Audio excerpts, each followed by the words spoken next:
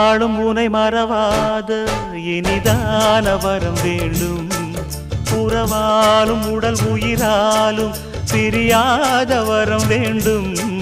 விழியோடு இமை போலே விலகாத நிலை வேண்டும். இணையான இளமானே துணையான இளமானே, இணையான இளமானே துணையான இளமானே.